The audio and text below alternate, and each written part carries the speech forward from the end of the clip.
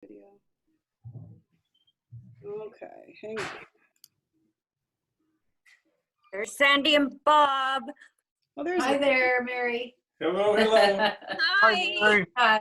Thank you for your messages. You're welcome. okay.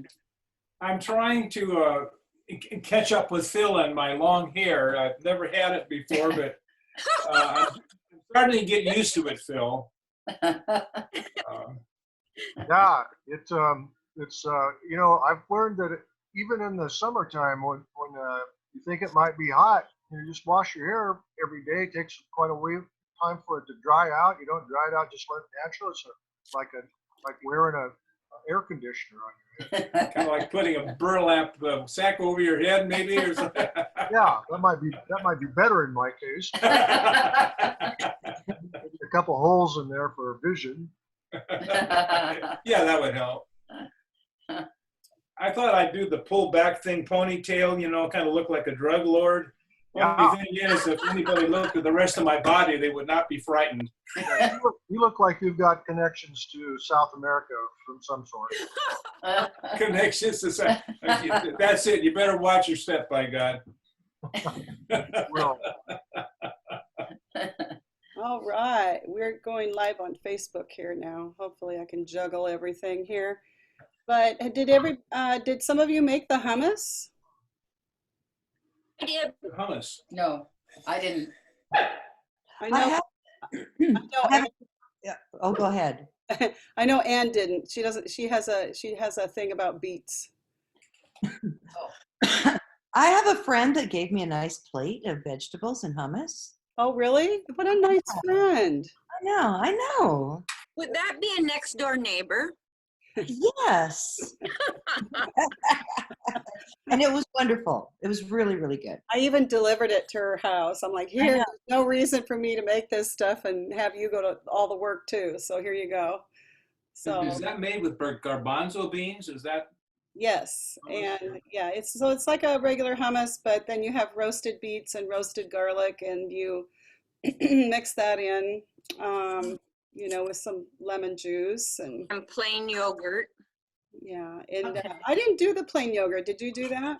Uh-huh. Did The you Greek yogurt. Did you compare it between the regular just beet hummus and with the yogurt? Yep. Get better with the yogurt? Yeah. Oh, okay. I need to try it. I haven't tried that yet.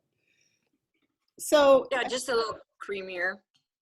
yeah. So anyway, for those on live Facebook that don't know what we're doing here, and if you don't know me, well, you should. If you probably already liked my page or my personal page, but I'm Rhonda Marsh, and I've been starting to do a Zoom virtual food, wine, and music event with friends in the Yakima Valley and featuring our Yakima Valley wines. And every 2 weeks I feature a different winery that's local. And so far we've done Simcoe Creek and we've done Antolin Cellars. And last week and this week we've got Naches Heights Winery. And we are really lucky to have the winemaker Phil Cline with us today. And hopefully Roderick's going to climb in on the call later here so that he can do a little music. We like to throw in a little music towards the end. But if not, you might have to put up with me and my ukulele today. So, and so anyway, but before we start, I'd love to just have you share a little something that you've done this week that is been nice. I mean, there's a lot of really discouraging things in the world, as we know. So, but there's also some bright spots in our lives as we do things by ourselves or with our pets or with gardening and stuff. So, anyone want to just tell me just something you've been doing this week that you liked? Fran, you want to start? Well, you know that you know my story because we actually bought a new travel trailer. So we're pretty excited about that. We had an old one that was advertised on Wednesday and it sold on Friday. So we were pretty lucky about that. Yes. I spent the day putting everything that came out of the old one back in the new one.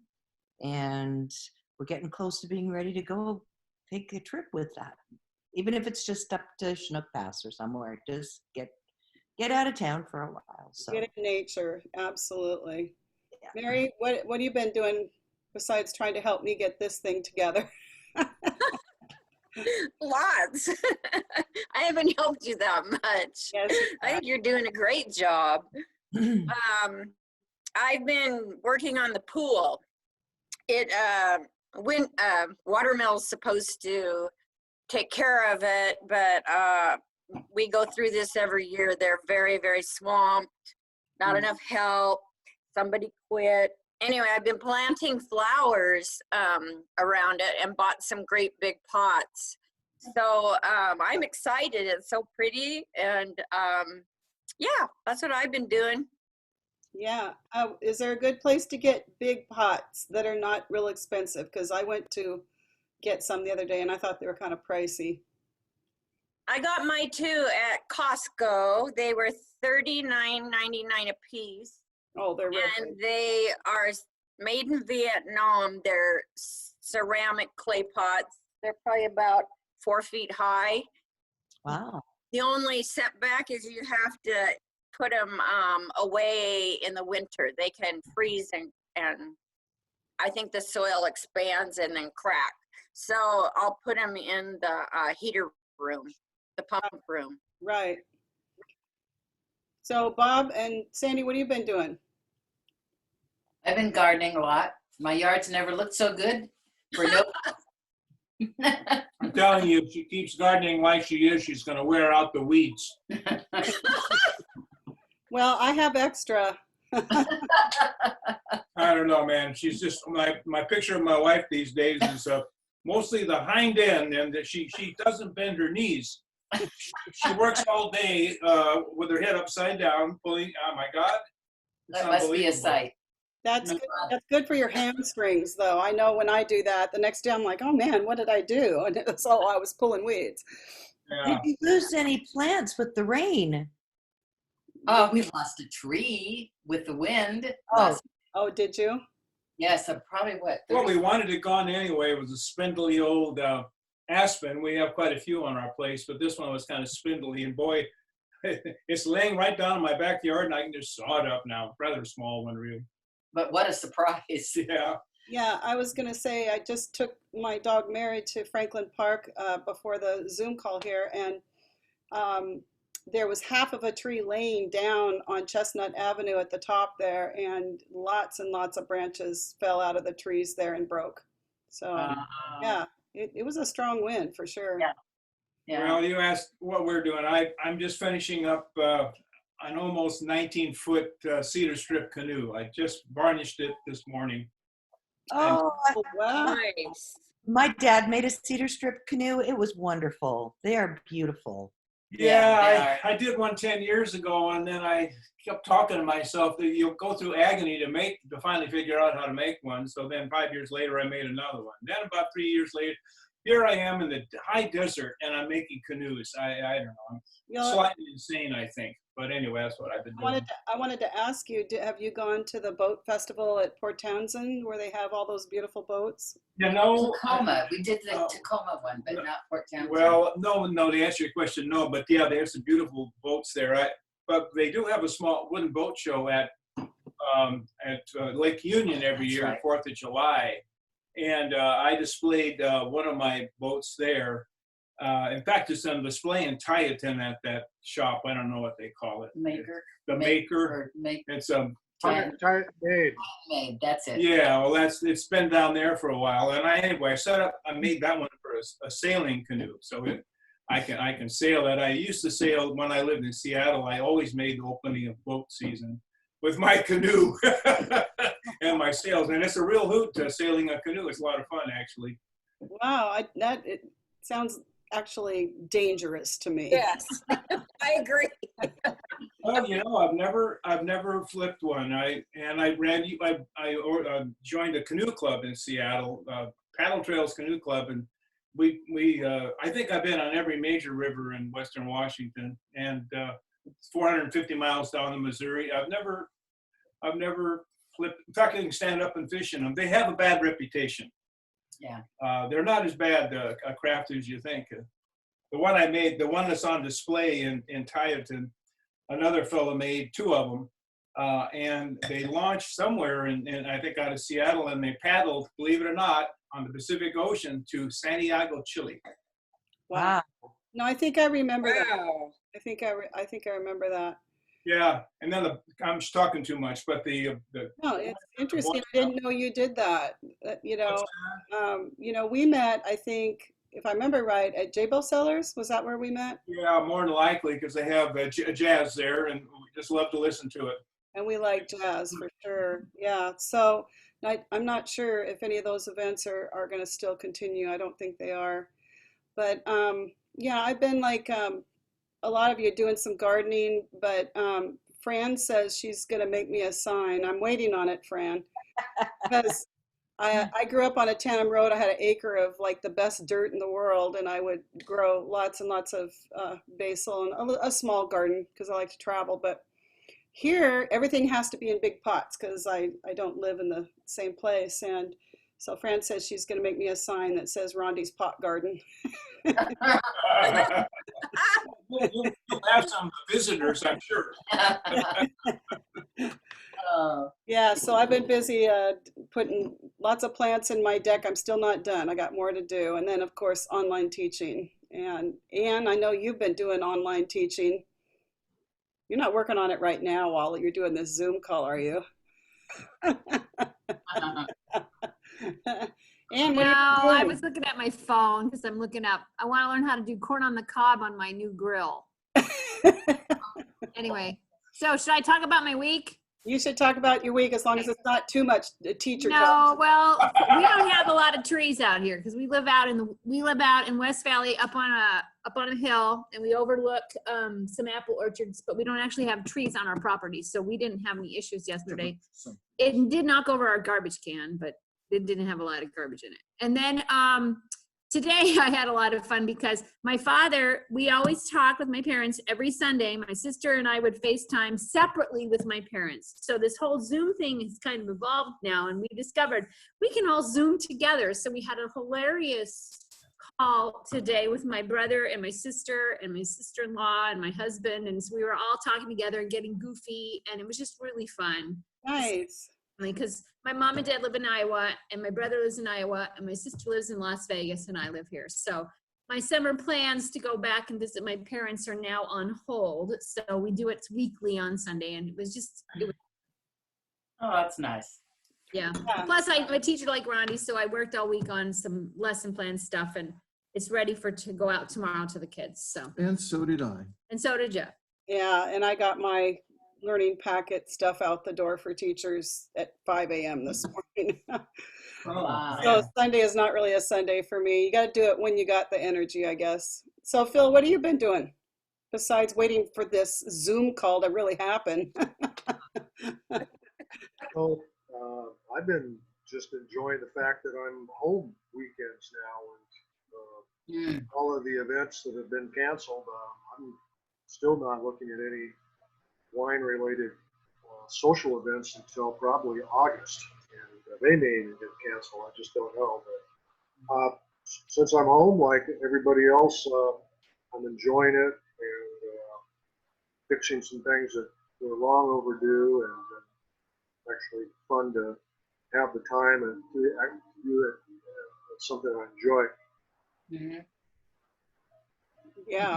So do you work in the vineyards quite a bit? What's a day like for you with involving the wine process right now in the beginning of June? Well, I usually have a day during the week where I dedicate vineyards just to go to each one, and we have kind of broke it now up into a couple days because I'm going all the way to Prosser once a week for a vineyard down there that I'm consulting and managing and providing labor for. And that's a fun vineyard. It's a very old vineyard. It was planted in '89, so and it's Cabernet Sauvignon, and it's pretty good size. It's 40 acres, so it's that's been fun. Usually I go down on Tuesdays and Wednesdays, Wednesdays and Thursdays. Fridays is usually my delivery day to Seattle for either my distributor or accounts that I have.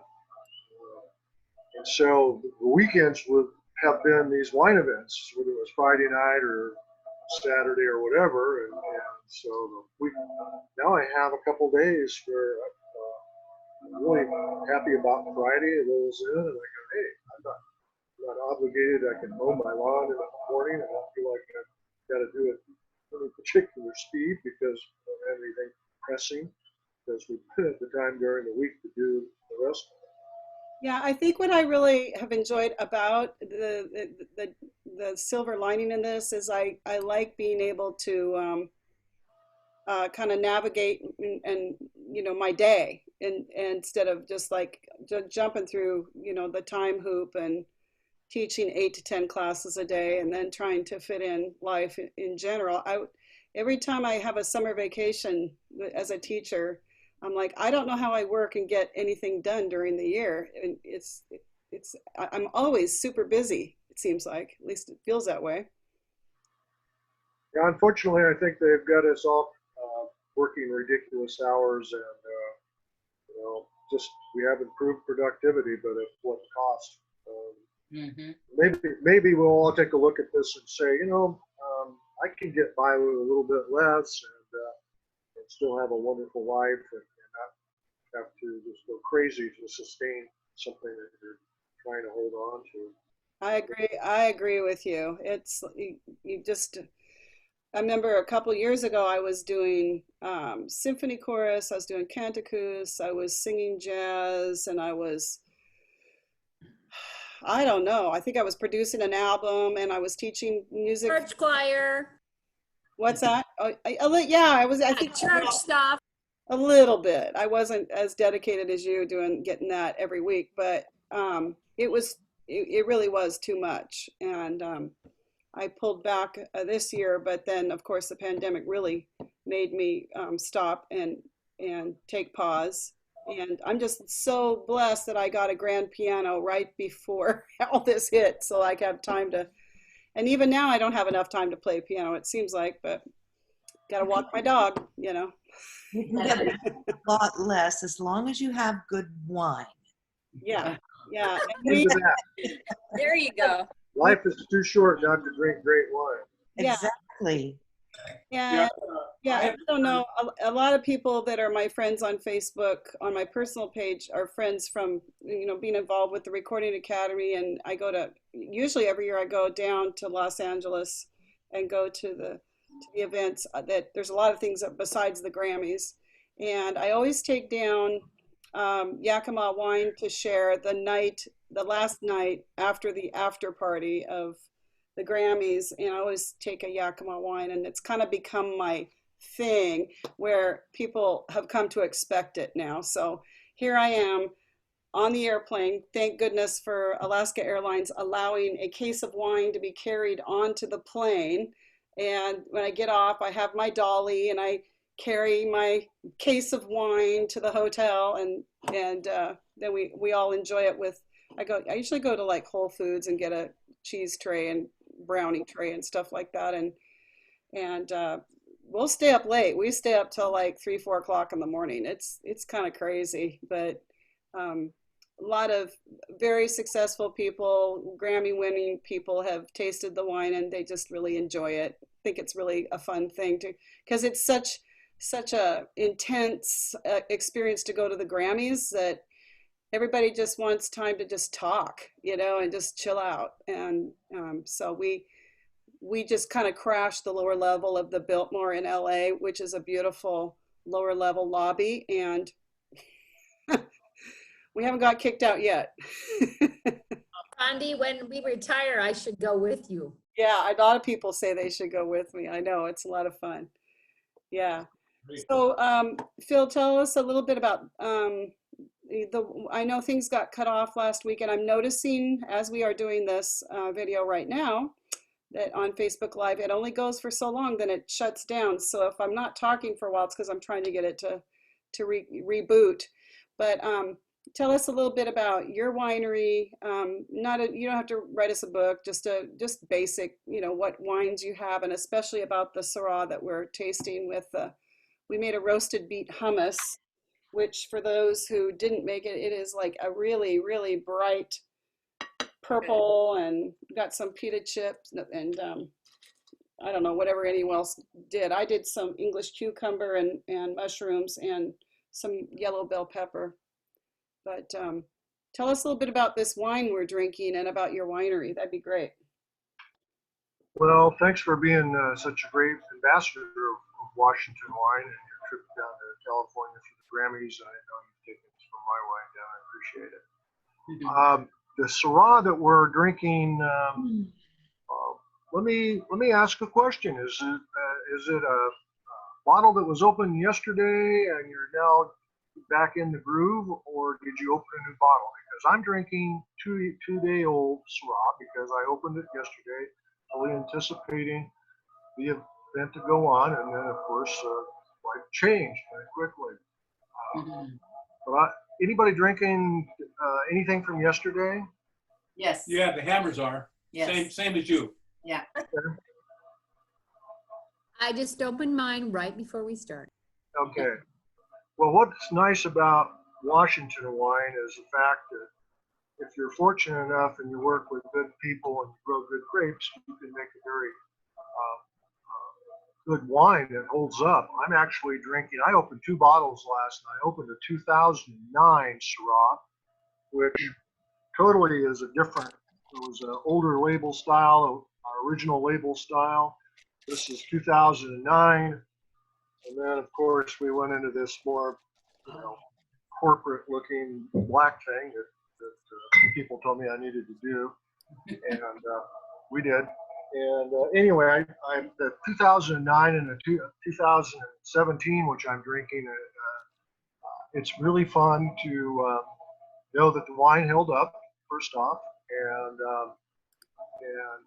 it's interesting because I remember back in 2009 what the year was like, and that was only my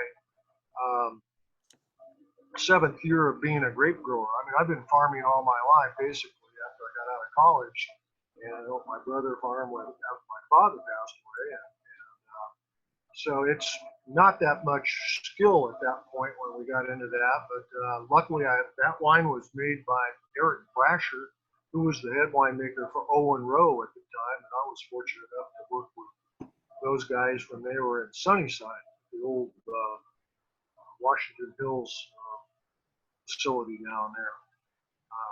The 2017 is interesting. If you're drinking that version, that was a year we had so much smoke in the air here in the Yakima Valley, more so than 18. Both years were quite tragic as far as the fires were concerned, as far burning in forests all around us.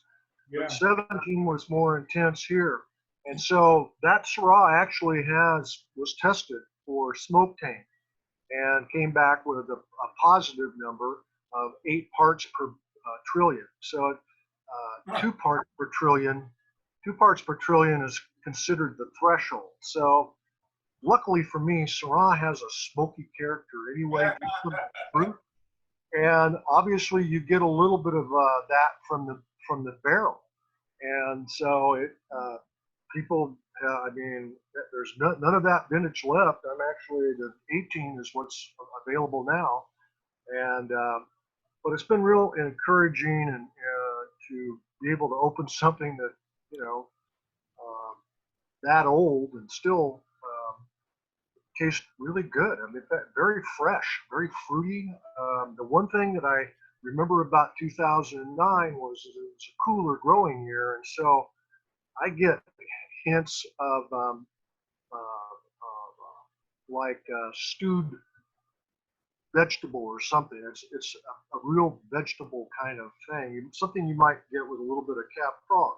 It's not unpleasant, but it's a sure sign that that there was probably a cooler year for growing it, and I don't think it affects the overall quality of the wine that much. Although somebody who's probably a judge might nick it for the fact that it has smoke taint. No, actually, that was the 2017. The 2009 did not have any smoke taint. But Syrah is a great grape. It's Washington grows amazing Syrah, and we like a lot of other things.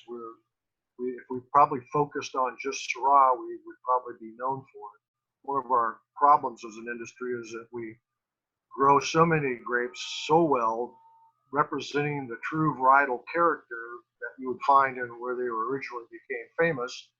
And we do it, and we're a young industry, and you guys are getting the benefit of us playing around a little bit, but the quality's there from the very beginning. I just heard from Bart, who normally likes to chime in and play a song or two, and his power is out at his house. Judy is texting me, telling me her power is out. So we got a few people that have been extremely loyal about coming, and they're so disappointed they're not here to hear about all the wine. But anyway, we're going to continue on with the lovely people we have here on the call. So, Can I ask one question? yeah. I chilled the Syrah. I read online that that's the way it's best. Is that true? It's really whatever you like. I would think that you're brilliant because it's warmer temperatures out right now, and red wine should be served at about 60 degrees. Well, if you're outside right now, I think it's 68. So pretty soon your glass wine's above the suggested serving temperature for red wine. The warmer the temperature for red wine, the more the alcohol shows up, and that's not necessarily a good thing. I'm glad you mentioned that because I've noticed that. I didn't know that was, I thought maybe it was just the wine. I didn't know it had to do with the real temperature though. Everybody should, if they like red wine, everybody should chill their red wine during the summer. And it only takes 20 minutes for it to become room temperature. So in that first 5 or 6 minutes, it's too cold, but then it warms up and it's going to be great. So then you work for that right moment and then just down it goes. Yeah, well, with this group, that probably would be true. That's my story, and I'm sticking to it. Yeah. So tell us about the other wines that are available for sale and do a little pitch while we're on here about where to find it. The only place I can kind of remember is Ray's on Summit View here in Yakima, but there's other places. Yeah, thanks. Rosar's on 72nd has a good source of my wine. Lagana out there does a great job with local wines. Of course, Chris Brown at Ray's on 56th, Chalet. There are a few places that'll that carry the tie it and made and stems downtown, but we're still in stage one, so I'm not sure they're going to be able to do anything for a while. Yeah, and can I just say it's so lovely to talk with you guys without a mask on. Yes. Just absolutely cannot get used to this talking with, like the newscasters on, they're doing the news and they got their masks on. I'm like, so even though we're distant and on camera, at least we don't have to wear masks, right? This is awesome. Right. This is Yeah. I tried to rob a bank the other day and they all laughed at me. They didn't take me seriously. I didn't know what to do. I had to walk back out again. Yeah, it's like, gee. I have a funny, I have lots of embarrassing things that have happened to me in my life. And and I'm really not shy about sharing some of it, but this reminds me of this story what Bob just said. So when I was quite young and I was going to the bank, I think I just opened a checking account probably that year. I am known for being a sunflower seed eater. Like when I'm driving, I'm always eating sunflower seeds. So I had this bag in my purse and I went into the bank to get some money, and I walked in and this banker or clerk or whoever he was walked by me and gave me this real weird look, like, not nice look, but just weird look. And I thought, well, okay. And I went up to the teller, and I was gonna write a check and get some money, and it was all she could do to not like stare at me weird too. And I thought, what do I have, like, I don't know what's wrong with me, And so I pulled my wallet out, my checkbook out of my purse, and I had a bag of sunflower seeds, and it was the old Davidson's with the crummy bag. And so the sunflower seeds dumped all over the counter, and I'm like, oh, I'm sorry, and I'm like just like dumping them into my purse like this, and I continue to write my check and get my money and start to walk out, and someone else looked at me weird too, and I thought, well, what is the deal? And I got in my car, and I started to drive away. I remember exactly where I was. I was kind of by Davis High School downtown. And I took my rear view mirror to look at myself, and I just about died. I had taken red lipstick to put on as rouge, and I forgot to rub it in. Oh my gosh. So, oh my gosh. So anyway, that's my Rondi's most, it might be a trend on these calls from now on that I have to share one. But anyway, life goes on, right? Probably never done that again. I kind of have a picture. You look kind of like the Joker, Yeah. In Batman. yeah, Batman, the Joker, yeah. In hindsight, it all made sense. So, Phil, back to Phil here. Tell us all about the other kinds of wines that you have available for sale that we might want to try. Well, we're moving the Crooked Red in bottle and in can, and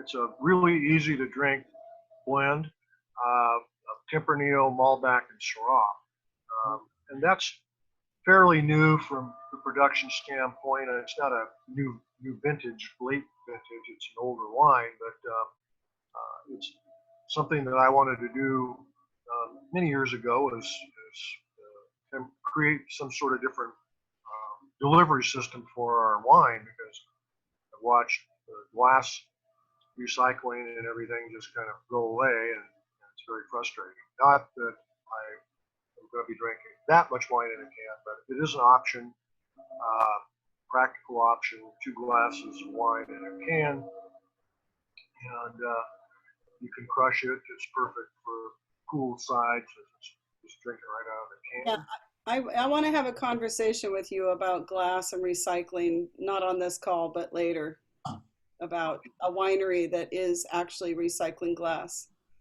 They're not recycling glass, they're actually reusing the bottles. So, but I want to go into depth about that with you one-on-one, so we'll talk about that as a possible thing later. But anyway. We also have the new Albarino, the 2019 Albarino Spanish White, perfect for this time of year. Great food wine, very similar to Riesling, with the good acidity on it. And then we have the can, of course, and hopefully in the next month you'll see the can in a can. Then, way too much sense. That's Yeah, yeah. and fortunately, I sell grapes to other wineries, and I don't make quite as many wines as I was at one point. I had to really kind of show what we could do with the grapes from the growing side of it, because when I started up here, basically I had no farming experience other than tree fruit and some Concord grapes. So there was a bit of a learning curve, and with no reputation in an area where there was a lot of skepticism about whether or not we'd have the temperatures warm enough to keep grapes alive and thriving. And let me tell you, after this is our 19th year, yes, we can. Yeah.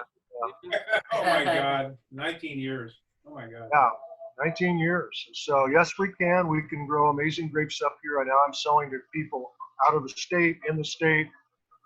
I'm even selling to Woodinville and to Walla Walla. So I'm selling to really quality winemakers. They've seen the quality that is coming out of our region. Some of them are really excited about the fact that I give an option for organic. I do have a couple of vineyards that are certified organic. My vineyard is not certified organic, but it's certified through the LIVE program and also Salmon Safe. But we practice organic philosophy, and I've been carrying that on since we got poisoned back in the apple days when I was out spraying myself, Oh, not paying attention to what I was doing, young and stupid. So, so believe me, when we do another Zoom thing here, I would love to have you kind of elaborate about what is different about going that approach with your sprays and stuff. I'd love to hear more about that, and I bet, you know, a lot of people care about that, you know, so I think it'd be neat to go into that another. I hope that another thing that comes from what's going on right now is people be even more interested in what's going on. Where's it grown? Who's doing this? Is it organic? Is it safe? You know, it's a big planet, and we've got a lot of things that this country has done to improve the environment and make our foods and vegetables a lot safer. I will not tell you that our conventional products are probably some of the safest in the world, because they are. We've worked hard at it, and I think the trend is definitely going more and more towards organic. As that market grows, so will the growers. Right, right. Point of origin, you know, when they don't want you to know where it's coming from.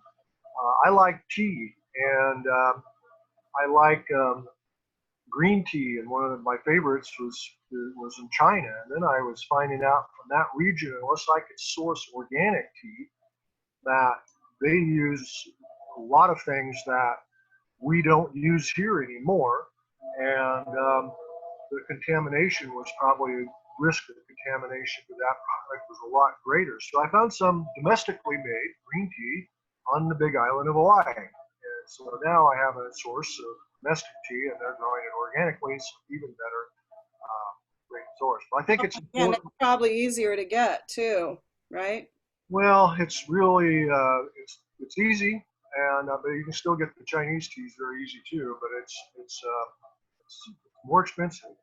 But do we need, you know? I think quality is certainly more important to me than Right. quantity. So I'm just curious. Let me see. You mentioned the Albanino. I really like that, and I'm not a white wine typically, you know, type of drinker. The Pinot Gris we tried last week was really nice when it was really cold. I really enjoyed that. Um, Yeah, I'll second that. That was Yeah, fabulous it was. wine. It was. Fabulous. yeah, really nice. And on a hot day, you know, I don't know about anyone else, but I don't really, even though I prefer red wine, I just don't, at the end of the day, I don't want to go to a red wine. I want to either have like a microbrew or a lemonade or a cold wine. And then maybe move on to a red later. But, you know, the idea of having red wine on a hot day is not as appealing to me. Does anyone else feel that way? Yeah, I I do. can go with that. Yeah. Any port in a storm for me. You know that, Bob. We're No, so glad you're on this call. So what other wine did you not talk about, Phil? I'm losing track here. Well, I was going to say the ones that I don't make now. I'll tell you what, it's really easy. I have the Two Dancers, which is a Grenache Syrah Mourvedre blend. We have the Syrah. We have the Tempranillo, the Carmen. And we have the Crooked Red, that other blend. And then for whites, I have the Albarino, Pinot Gris, Can. And I still have some of the zest left, but I've been selling those grapes to other wineries, the Marsanne and the Roussanne and Grenache Blanc. And I've just decided it's just easier for me to focus on. My first three wines I planted up here were Riesling, Pinot Gris, and Syrah. All my Riesling is being used by either Treveri sellers or some other wineries that want extraordinarily good Riesling.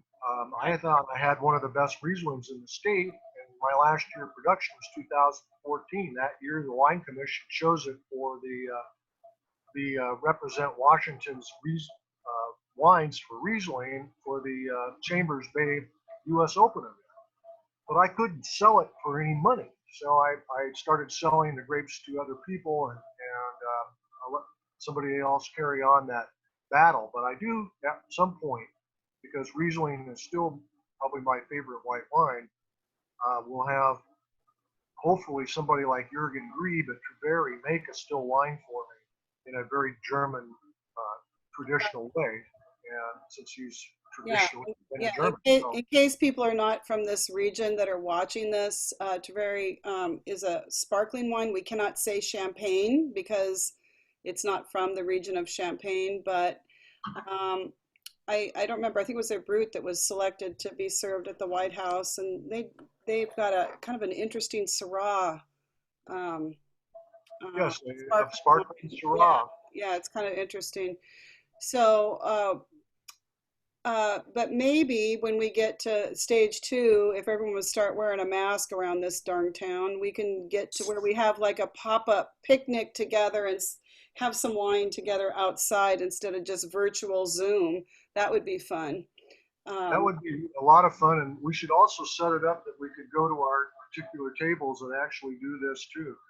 I know, yeah. Even if it's like I used to go to Saint Michel, and I would take a little tiny table, those low tables and low chairs, and get a bottle of wine and enjoy a concert. I think it, and I know Bart would love to play. I ask him to play, he'll be there, and I'd be there, and you just got to get creative during these times until things change, hopefully by next year.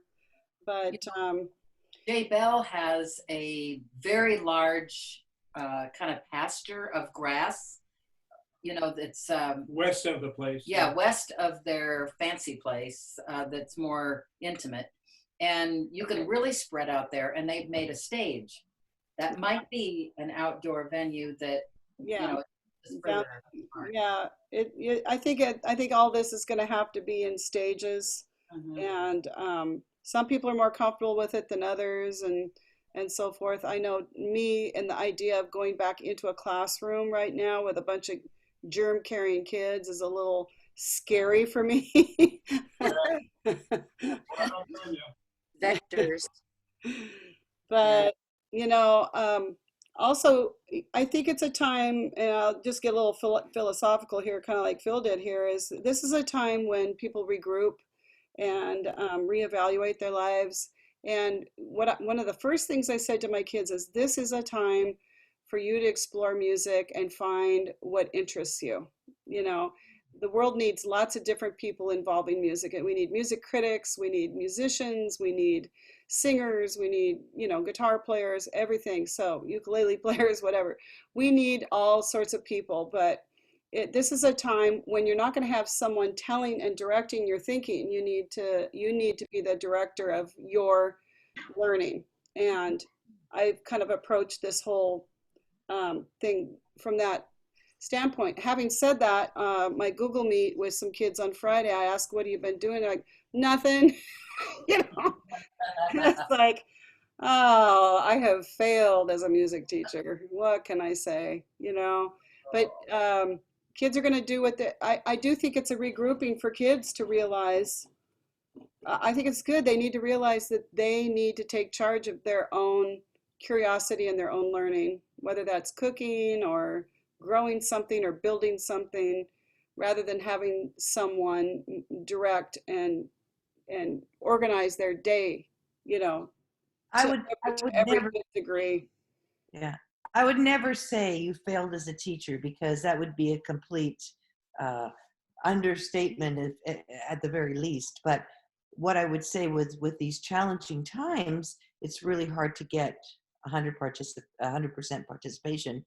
Where your class comes in, it's 4th grade, you've got all the kids. It's such a different situation. Yeah. I remember back when I was probably, 6th or 7th grade, and we had a town whistle. it was because I lived in a little town in Iowa, and it would blow at 6 o'clock every day. It was the whistle to tell the city workers that they were done with their work day. So that was the signal that I had to be home by that point. So I was, after school, I was out and about all over the town with my friends. I didn't have video games, you know, I didn't have a VCR back in the late 70s, to date myself. So they don't spend time outside anymore. They spend time inside and on video games. And I just hope they take this time right now. I know it's hard to because we have to social distance, but I hope they take time to go outside and play. You know what I mean? Yeah, play and get out in nature, you know, Well, I somehow, some way. Here in Tieton, Cowiche, in the area where Phil and I live, the kids are out a lot more than maybe downtown Yakima. Yeah, where I live, it's almost like a little greenhouse where I live. We've got people walking their dogs, a routine. You can see people are in a routine of walking them in the morning and walking them at night. And they just go out their door instead of getting in a car and driving somewhere. Me personally, I love the Arboretum. Absolutely love the Arboretum. And I find with me, I need to go to different parks and different places. I don't know. I guess it's just variety. I need variety of not just going to the same park every day, you know. But You know, I wanted to throw something in on what you mentioned about you being discouraged about the kids, you know, not, you know, participating in what you're teaching them. I remember a college professor, and I had about 9 years of college, and he sat me down one day and he said, well, I'm just walking out. I was graduating after a long time. He said, well, you've had an introduction. You don't stop now. You just started. You just barely started inquiring about things in life and going and being intrigued about things you're interested in. And the teacher just gets you going. Then the rest of it's up to us. that's right. That's exactly right. So, Phil, did I leave anything out you wanted to talk about your winery? Or we should talk about the fact that Mary's on the call, and Mary is very involved with your winery. That's right, Mary. Where are you? I'm here. Barb. Here I am. We appreciate your deliveries, Mary. Oh, hi, Tim. Oh. Thank you. We Yeah, we like to keep our wine club members happy because they're like family to us. Well, we are happy, so it's working. Good. Yeah. isn't Mary the best? Oh, yeah.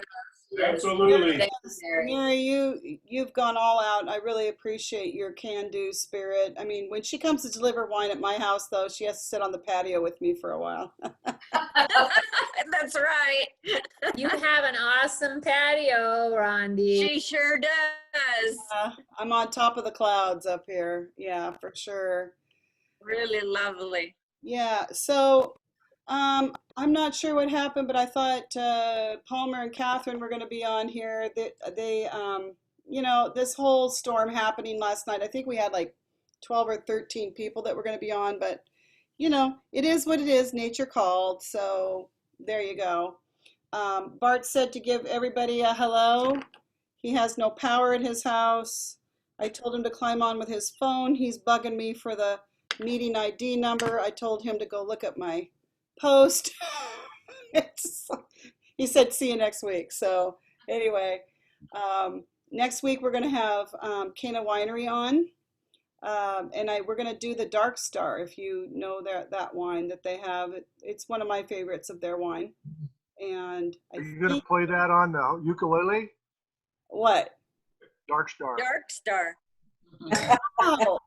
Wow, I didn't think about doing that. Now I have extra work to do. Okay. Oh, Hey, Ron, we have a friend coming to visit us from Everett next weekend. She's an old friend of Jeff's from high school. And so we told her about our little gathering. So she'll be with us next week. Her name is Gretchen. So Okay, cool.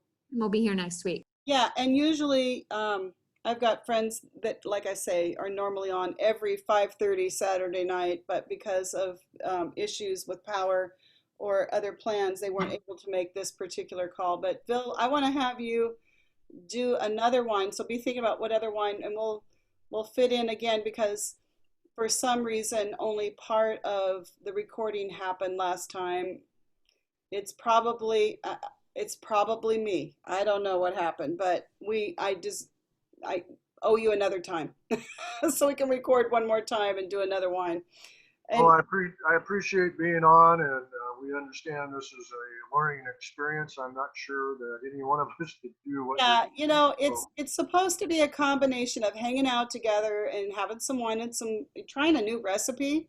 My friends have been messaging me or calling me and telling me that they've really enjoyed learning a new recipe. I don't always guarantee that what I recommend goes with the wine, but and I'm not sure we talked about it that much tonight, but most people I talked to one-on-one said it went really well with it. Can we talk about that just for a second? Yeah, The hummus and the roasted red beet hummus with garlic, and whether it went with the Syrah, didn't go with Syrah, dominated, not matching, I don't know, whatever you want to say. I was kind of worried about it at first Yeah. because usually when you talk about Syrah, and Phil can correct me if I'm wrong, but usually when you talk about Syrah, you think kind of spicy food or grilled meat, like grilled lamb chops that are seasoned, and Yeah, that would be good. pork or tenderloin or rack of lamb, prime rib. Yes, that would be really good with it. But because this beet hummus had the cayenne in it, I think, oh my gosh, and it had the different spices in it. Didn't it have some cumin? It had some cumin in it also, but then the roasted garlic. It was dynamite. I thought it was fine with the Syrah. Yeah, It's delicious. yeah, I really enjoyed it. well, the Syrah has, I think the Naches Heights Syrah has a bit of earthiness to it, besides spiciness, and that earthiness matches really well with the root vegetables and the hummus. Mm. Yeah, it's different. I mean, I don't know of a restaurant that makes it around here. I'm trying to find recipes that you wouldn't normally find locally, that to just try something new. We can all get out cheese and crackers, right? We've all done that, but Yeah. I'm trying to find some recipes that go particularly with the wine where we are enjoying, and whether you remake it again or not I'm learning. I like to cook, but I only like to cook for other people. I don't really like particularly cooking for myself that much. And I don't want to diss one of our local stores, but I was like so relieved to get some good chicken noodle soup the other day. Yes, from the deli, chicken noodle soup. I'm gonna love it. I had to throw it out. It was just horrible. So I made chicken. What deli? Nah, it just no. Oh, Just like maybe they put 5 tablespoons of sage into the recipe or something like that. I don't know. But anyway, I want to wish you guys a good week.